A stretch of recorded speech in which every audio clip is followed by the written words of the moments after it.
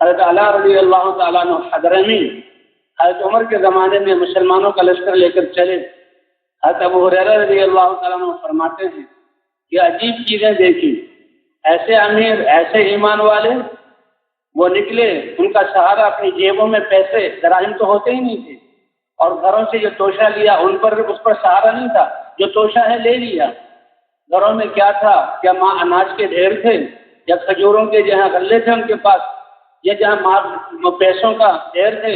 نہیں، ان کے گھروں میں تو بچی کچی کھجوریں اور پنیر کے کچھ ٹکڑے اور کچھ جہاں ستو جہاں پیسا ہوا ہوتا تھا جو وہ استعمال کرتے تھے، وہ بھی گزارے کے قابل، یا کھجوریں کھاتے تھے. حتیٰ کہ بعضوں کے گھروں میں کھجوروں کی گٹھلیاں، فرمایا کچھ اور نہیں تو کھجوروں کی گٹھلیاں ہی لے کر نکلتے. جتنا دیا ہے وہ لے لو، باقی بھروسہ کس پر ہے؟ کون دے گا؟ اللہ دے گا. تو بھئی یہی یقین بنانا، یہی سرمایہ ہے دنیا اور آخرت میں کامیابی حاصل کرنے کا. تو جب صحابہ نے کہ ہم کھجور کی گٹھلیاں لے کر نکلتے تھے، تو شاگردوں کو پوچھا کھجور کی گٹھلیاں لے کر نکلتے تھے آپ، گٹھلی سے کیا فائدہ ہوتا ہے؟ کیسے دل کو تسلی دینے کے لیے، ورنہ پالنے والی ذات تو کون سی ہے؟ اللہ کی ہے. کہ گٹھلی دھو کر منہ میں ڈال لی اور چوس رہے ہیں اس سے وہ تو اتنی سخت پتھر کی طرح ہے کہ شاید ذرہ جو نظر بھی نہ ہے وہ پیٹ میں جا رہا ہے، اس سے کیا ہوتا. اس لیے کہتے ہیں بعض دفعہ ایسا بھی ہوا کہ ہمیں بھوک کے غلبے کی وجہ سے ہمیں اپنی لاٹھیوں سے درختوں کے پتے جھاڑنے پڑے اور ان کو دھو کر پتوں کو کھانا پڑا. کھایا لیکن رکے نہیں، نہ کوئی شکایت ہے، نہ اللہ سے کہا ہے اللہ ہم پتے کھا رہے ہیں، اے اللہ تیرا حکم ہے ہم جا رہے ہیں، جان جائے گی تیرے لیے جائے گی.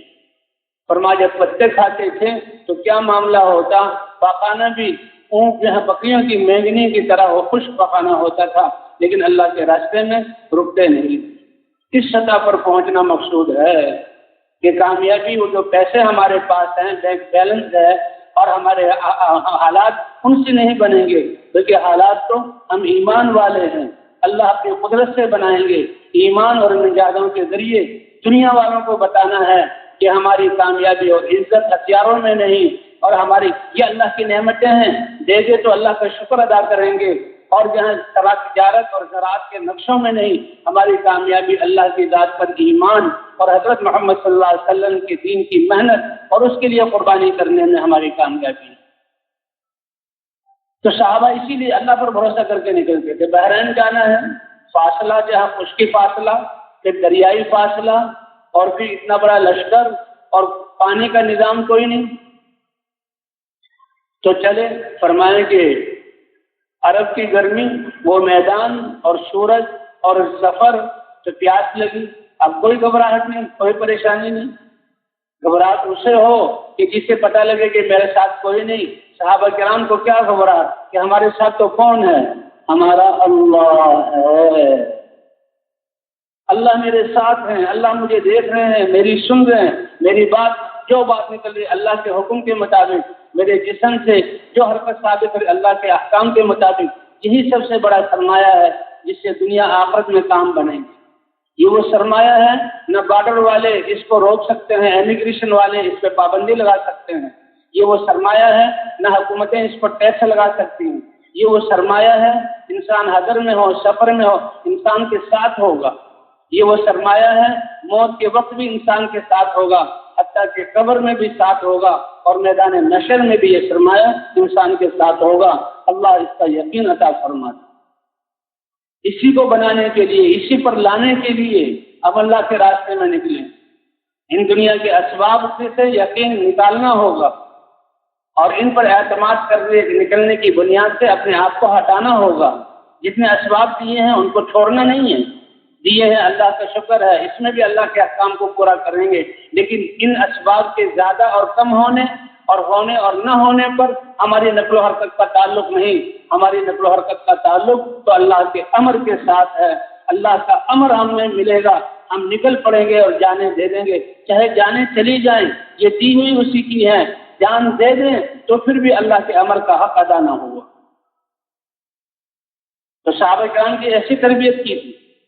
صحابہ کرام نکلے، مسجدوں میں پانی ختم، اور سفر بھی پھر لوگ تو دشمن تھے مسلمانوں کے، سارے دنیا والے مسلمانوں کو ختم کرنا چاہتے تھے. تعداد ان کی کم، کپڑے ان کے پھٹے پرانے، سواریاں ان کی کمزور، ہتھیار ان کے بہت کم گنے چنے، اور جو ہے ہتھیار جو ہے وہ زنگ آلود، اور جسم ان کے بھوک کی وجہ سے ایسے راڑ کی طرح پتلے پتلے، اور اللہ کا پیغام لے کر جا رہے ہیں. اور دنیا کے طاقتور ترین یہ انسان ہے کہ اللہ کی مدد اور دنیا والوں کو اپنی تعداد دکھانے نہیں جا رہے کہ جی ہمیں بھی ان جیسا ہونا چاہیے، اپنے لباس دکھانے نہیں جا رہے اور اپنے اسباب اور ہتھیار دکھانے نہیں جا رہے. ان کی تو کوئی حیثیت نہیں، اللہ کی قدرت کو دکھلانے جا رہے ہیں کہ دیکھو وہ رب جس کی طرف ہم بلاتے ہیں وہ ایسی قدرت والا ہے، ایسے مدد کرتا ہے، ایسے فرشتے اتارتا ہے اور ایسے ہمارے کام بناتا ہے. اللہ آج ہمیں بھی اس سطح پر لے آئے. تعالیٰ حضرت میں پانی کی ضرورت ہوئی، کوئی پریشانی نہیں، صلاۃ الاستسقاء پڑھو، اللہ سے مانگو.